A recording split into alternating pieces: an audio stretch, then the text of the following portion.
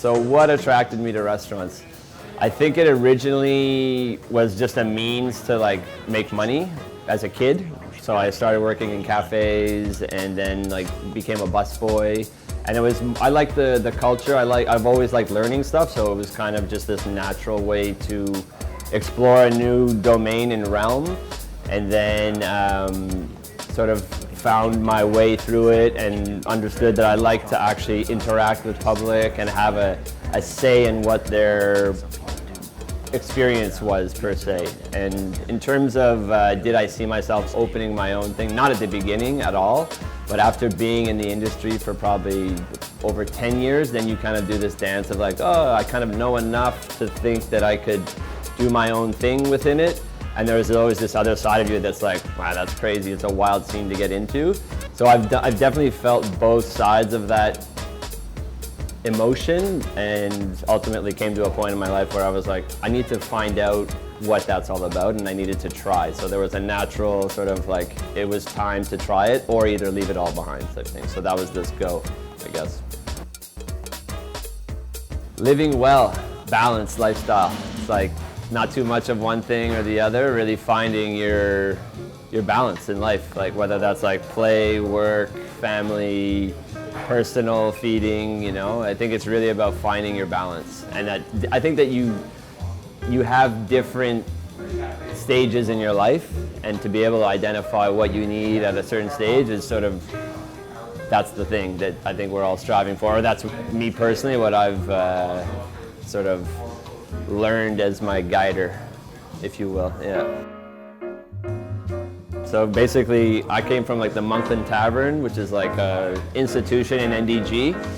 And that's where I really learned about like restaurant community and just like your little crew that you come up with. And it was all the stuff that we did outside of work that taught me about what it is to really eat well and be with your friends, so AKA family. And so that crew of like John Bloom, Theo, Amelia, just the whole tavern crew from back in the day is where we used to like go out. John would always have us over for dinner, and we'd just have these huge feasts, and it was just us with our friends eating well, drinking some nice wine. So we'd be learning a bit about our industry, but at the same time really having a beautiful experience. And I think those were some of the most memorable meals that I had.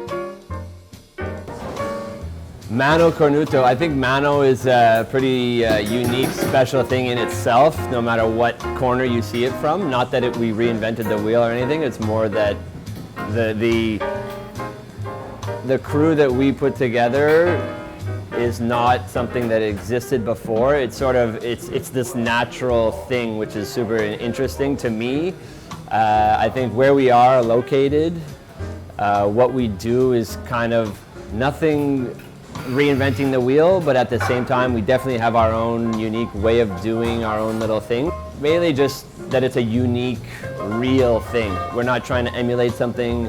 We all have our own vision of what this thing was that we wanted to do, and finding that path is kind of like walking through the woods and you're kind of just like, that direction looks good, and then you're just trusting on your instincts of what we've learned in our own separate domains over the last 10 years to sort of forge that path. Was kind of, you got to go with your instinct, and I think that that's a philosophy that helped me a lot in this first year of not knowing exactly what to do, but relying on your experiences and trusting your gut on being like picking that line. It's kind of like skateboarding, you know, sometimes when you're like decide to put the trick down or not, you might kind of be like, I'm not right over the bolts, but I think I can roll away from this. So it's sort of trusting that instinct of like going without it looking and seeing it all perfectly. I think that's part of it. So what does Mano Cornuto mean, or what's it all about? Yeah, that's a common question for sure that we get a lot.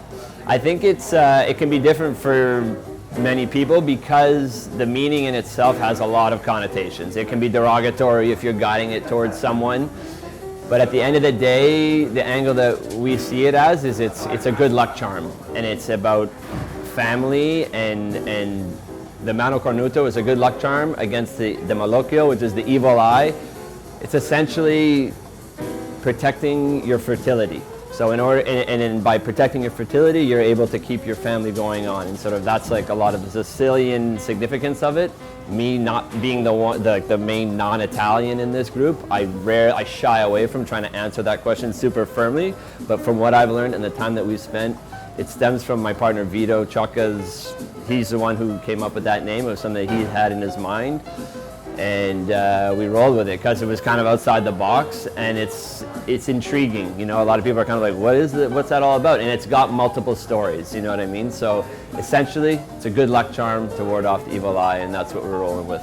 The restaurants are not just about the physical drink and food that you're having. And in my opinion, what makes a great restaurant is all the things that you don't see in front of you. So it's all the little details that create that experience for you. Whether that's the deck of cards on the table, meaning signifying like, yeah, go and relax, and this is, you have your time at the table. It's not just about eating your meal and pushing you out. It's really like, come hang and feel the energy of the space, play a game of cards with your friends, decide to transition from coffee and snacks to maybe a beer. And it's feeling welcome in that space that will create that genuine experience, I think. So I think, yeah, it's all the little details that set you apart, because at the end of the day, it's a commodity. You need to eat and you need to drink, but if you can come into this space and feel removed from everyday life and have that little escape, that's what we strive for, 100%. And I think that that's what sets apart a restaurant that's just kind of emulating something else it saw versus something that comes with real passion. And so when you have that real passion, the experience that you have as a customer becomes genuine. And I think that's what we all strive to give. You know, that's the feeling that I want you to leave with, like, man, that was a unique experience. Not necessarily that like the one thing, that one bite that you will never forget. Sure, I want to hit that as well, but it's more about you leave there having a feeling of feeling full, both emotionally and physically, from the food you had, you know? So I think that's the balance and what sets you apart. Shaka. Dope. Respect.